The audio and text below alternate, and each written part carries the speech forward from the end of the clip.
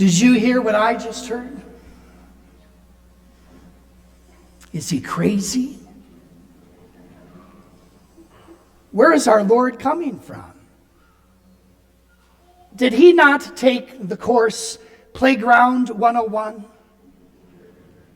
Did he spend too much time out in the sun without wearing a hat? Why is Jesus so incredibly, off the wall today? Because I bet I know.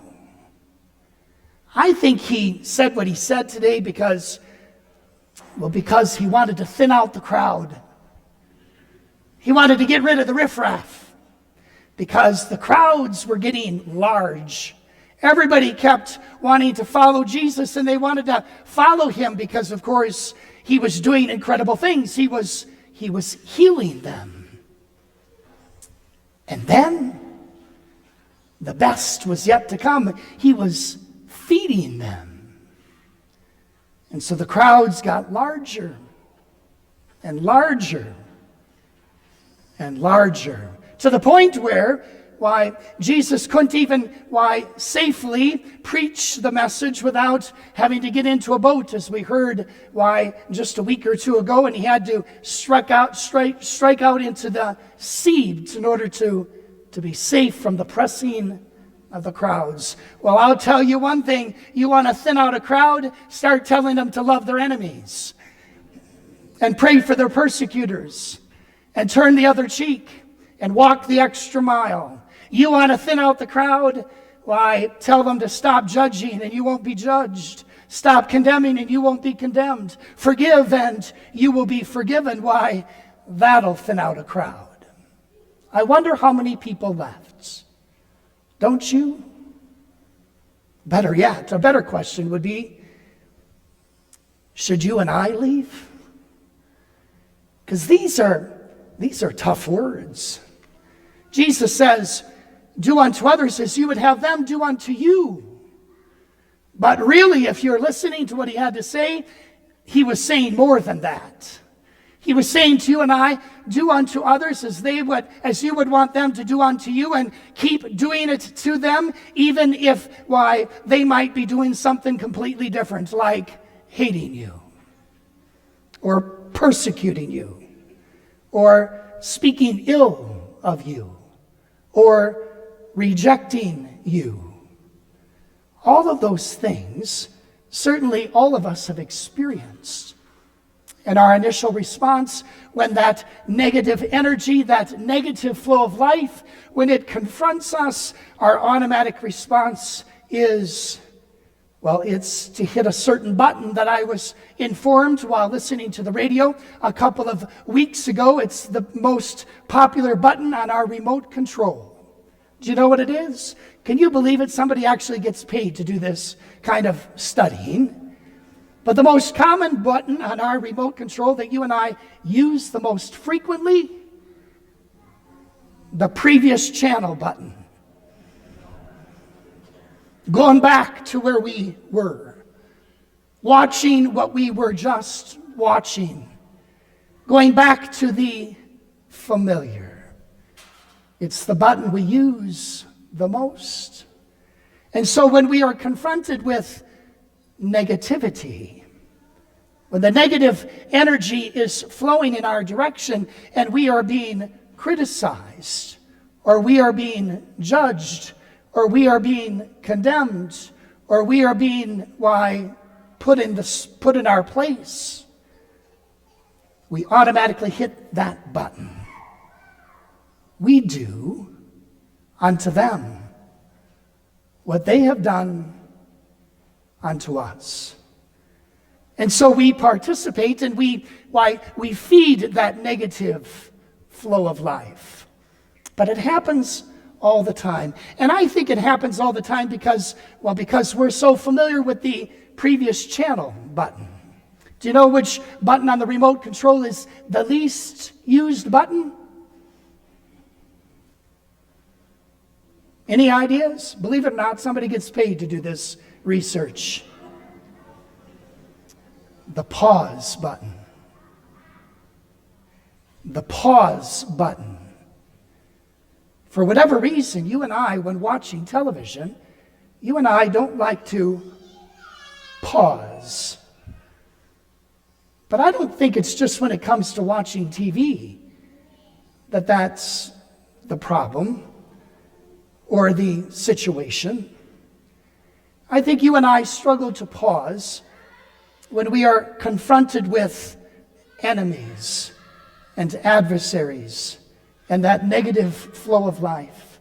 I think you and I could do really, really well, and we could learn the value and the lesson that comes with spending a little bit more time using the pause button. And why would that be important? Well, because every time you and I receive some kind of negative stimulus, we have one of two choices. We can react or we can respond. And they're not the same.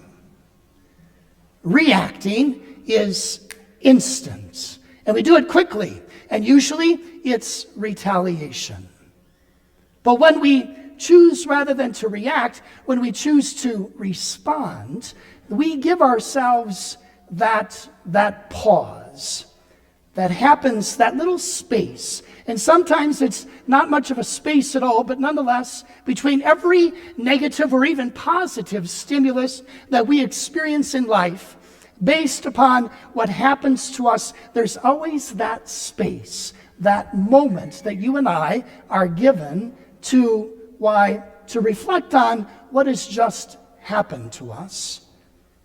And we can choose to immediately react, which usually means to retaliate, or we can respond, meaning that we embrace the pause. We welcome that space between what has happened to us and how you and I are going to choose to respond to it. We need that space. And we need it more and more, I think, now than we ever have. Because having lived through the pandemic for all these years that we've done now, our patience, if we had any to begin with, is now completely gone. Our ability to understand people seems to be less and less. Our willingness to be compassionate and to be kind is still there, but don't press your luck. We'll do it for a while, but don't take advantage of it. We've become a people that oftentimes can be a bit callous and can be a bit, frustrated, and can certainly be a whole lot angry.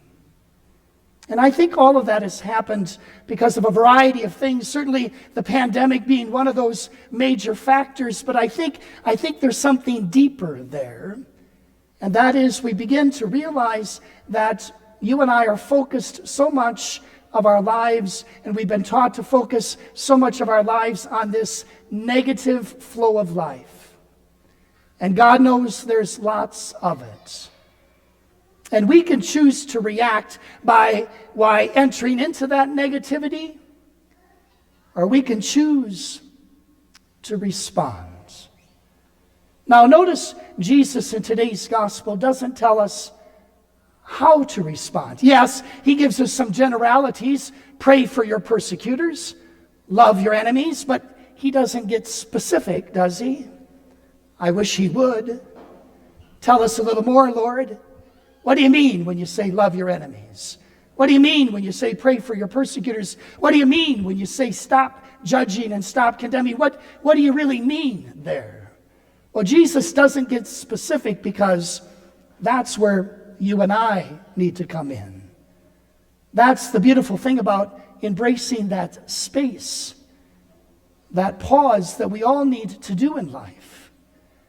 Because if we give that, what it needs to be given, then we begin to discover that deep down within every single one of us, deep down in the very depths of our core, there we find, and it's always there, love. God's love for you and I is always present to us. And see, my friends, that's the beautiful thing about embracing that pause, that space between stimulus, whatever happens to us, and how we choose either to react or to respond by spending a little bit of time being attentive to that space and that pause. Well, all of a sudden, hopefully, we can train our minds and, more importantly, our hearts to go deep and to see what lies in the depths of each and every one of us. And there we will find why a treasure that is in abundance. It is God's love. It is God's Spirit. It is God's grace. It is God's compassion. It is God's kindness. And it is always there for you and I to pull up and to extend out to others, to enemies, to persecutors, to adversaries, to beggars, whoever we might encounter along the way. There is always this ability that you and I have to respond rather than to react. So this week, as you use your remote, be ever attentive to a button that seldom gets used. It's the pause button. And when you choose to use it, and hopefully you and I will use it now more frequently, now that it's been brought to our attention, we might see in that gift of pause a space. And it's not an empty space. It's a space where we will find God. And then we will respond. And we will respond with love.